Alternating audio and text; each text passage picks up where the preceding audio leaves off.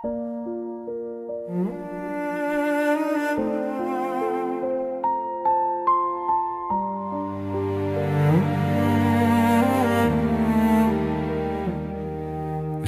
se, že dnešní noc je jiná, že i chladný vzduch dokáže hřát.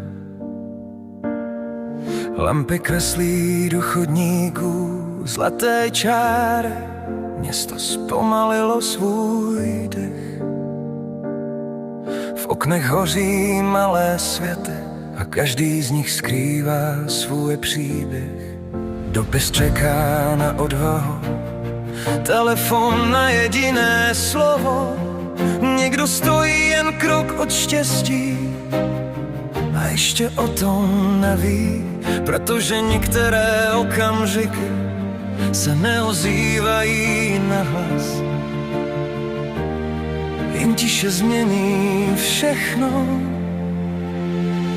Valentín, když ticho mluví za nás, když i strach na chvíli ustoupí, stačí otevřít srdce do kořán a nechat osud stoupit. Valentín, víc než jen datum v kalendáři, je to světlo v obyčejném dni, připomíná, že i malý zázrak může začít právě teď.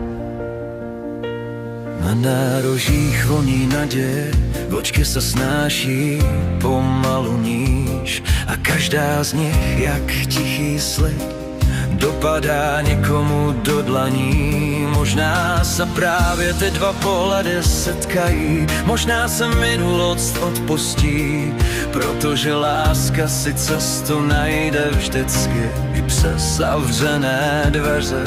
A srdce, která dlouho spala, se učí znovu tlouct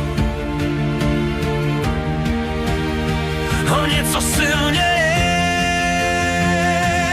Valentín, noc plná odvážných kroků, mostů stavěných bez slov, je po chvíle, kdy možná mizí a zůstává jen pojď. Valentín, teplou prostřed zimy, jiskra z temných ulicích, důkaz, že nikdo na světě nemá